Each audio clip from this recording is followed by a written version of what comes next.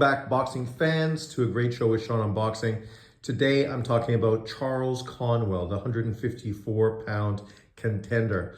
Obviously, Conwell's been a guy who's been around for a while now. People that have been following boxing really closely have watched him, have been impressed by him, and obviously, because the division was controlled by the PBC, Conwell has kind of been on the back burner for the last few years.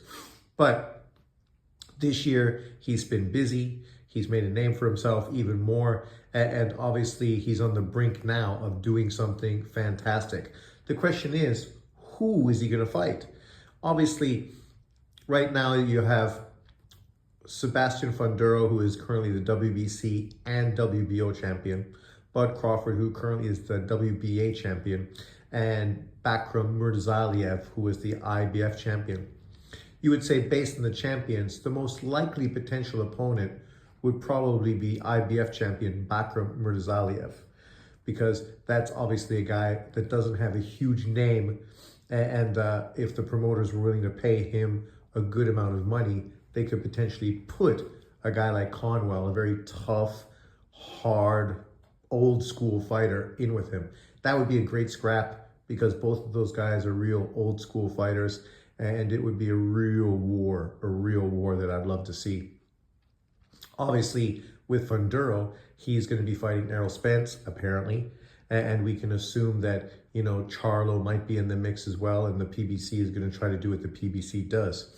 For Bud Crawford, currently he's trying to chase after a Canelo Alvarez fight. If that fight doesn't become available, then I would think the most likely fight for him at this weight would be Vergil Ortiz. Vergil Ortiz has the most marketability in the division, especially now that Tim Tszyu has been beaten. You make a fight in the US between Bud Crawford and Vergil Ortiz, that fight is going to get a ton of buzz, But at the same time, this division is deep, has tons of really top fighters. So there's a lot of opponents that would be great opponents for Conwell. The question is, what's Golden Boy able to do? Who's Golden Boy able to get him in the ring with? That is the question. You got some tough fighters who are in a similar situation to him, right? Not really in a position where they are big names and they are the most marketable fighters. And then, of course, you have the guys that, have coming off of losses, may need an opportunity, and he might be that opportunity for them to bounce back with a solid victory if they're able to beat a guy like Conwell. Let's just check out the division right now. So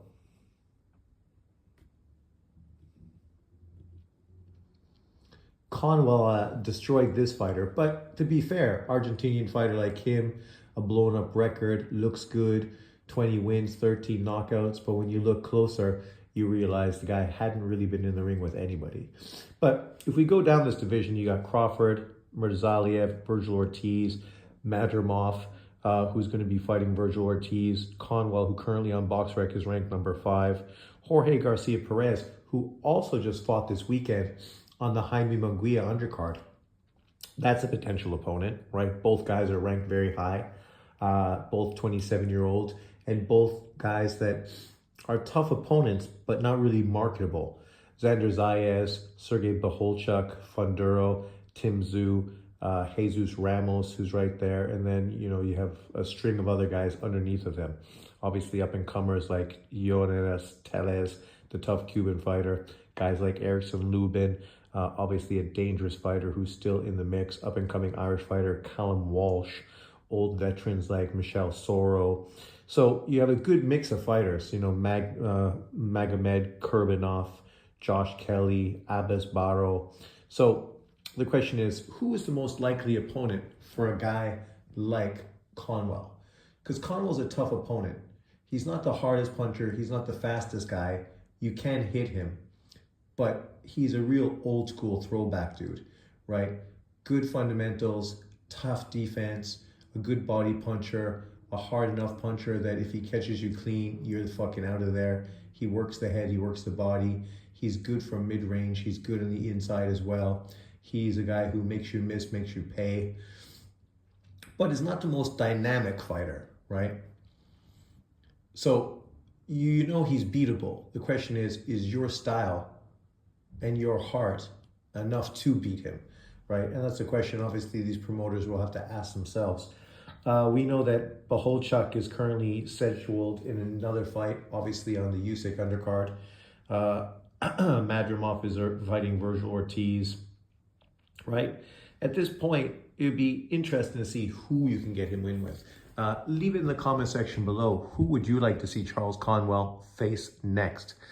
For me, I think a guy really like one of these older guys like a Lubin would be a great opponent, right? Because he might need to fight a guy like Erickson Lubin before challenging for the IBF title against a guy like Bakram Murtazaliev. Maybe the IBF could go as so far to order a fight between Lubin and Conwell, the winner becoming Bakram Murtazaliev's IBF mandatory. I'm not sure what the rankings are right now. Let's just take a quick look and maybe we can decipher this to see exactly who is ranked where. So currently, Bakram, the IBF champion, Lubin is number 3.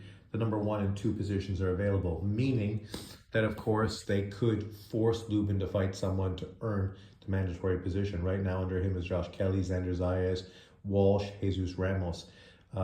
Conwell is ranked number 14. So, you know, Perez, who just had a victory this weekend, is number 11. So I do see that Perez fight as being one that probably should get done. You know that Golden Boy probably has an in as far as negotiating with Perez. Conwell Perez, it's not a headline fight, but it's a very solid number 2 fight on a Golden Boy card. The winner of that obviously elevates far up the IBF rankings. I don't think in a position where they're going to be getting the IBF world title fight that quick, right? I don't know if even 2025 is really viable. Because if you beat, say, a guy like Perez and you fight him, say, March or April of 2025, so now you elevate yourself into the top echelon up there with Lubin, Kelly, Xander Zayas, and Walsh, and Jesus Ramos. You're right in that mix. Then the IBF at that point is probably already going to order Lubin to fight somebody. I don't know if that's going to be Kelly. I know Zayas had tried to chase the Virgil Ortiz fight. He looks like he's willing to take on anyone. So in the States, a Lubin-Xander Zayas fight is very marketable. But then again, Lubin's a PBC fighter. Who are they willing to work with to make a fight like that if it's ordered? The most likely fight they would be interested in, I think, would be Jesus Ramos and Lubin, but they've already fought. So we know they do work together. So there is a possibility of the IBF route. Currently, the Terence Crawford route, Conwell is not currently ranked by the the WBA. By the WBC, Conwell is currently ranked 5th. So he's right up there according to their rankings. Spence is obviously right in position to get that world title with Funduro. We know that Bohulchuk and Madrimov both have fights coming up. That leaves Xander Zayas as a potential opponent, right? Xander Zayas, Conwell would be a great fight, but I don't know if that's a fight Xander Zayas' people would be too interested in taking. Underneath of him, you got, of course, Ramos. That would be another great fight as well. And Lubin down at number 12. Tellez number 9. Callum Walsh at number 7. For the WBO, under Funduro and WBO titles, Xander Zayas is number 1, Kelly is number 2, Conwell is number 3. A potential Josh Kelly-Conwell fight could be done as well. Obviously, I think Kelly is a matchroom fighter, at least he was before, and obviously Golden Boy matchroom under DAZN, that's a viable fight to do. Takeshi Inui is number 4. There's a guy that really isn't really ranked by any of the other sanctioning bodies, is a solid fighter, tough as nails, but not the hardest puncher, not the kind of guy who you think would beat you, but still would be a solid opponent. That would be a great fight. Ramos is number 5, Cordell Booker, that would be a great fight for him as well at number 6, and then of course Perez at number 7. So going the WBO route, it seems like it's the best viable opportunity for Conwell. one big fight, and he'd probably put himself right into world title contention. Whereas, of course, with the WBC, he's number 5. There's quite a few big names ahead of him. We know Spence is going to be getting that fight next, so then there's no need to necessarily push for a mandatory fight for probably a year. And then in the other one, number 14, he's got a long way to move. So I would say the WBO route is probably the most likely destination for him to sort of maneuver. Let me know in the comments below, who would you like to see him with? A guy like Jorge Garcia Perez, Cordell Booker, a Jesus Ramos, a Takeshi Inui, a Josh Kelly, a Xander Zayas, or potentially somebody else.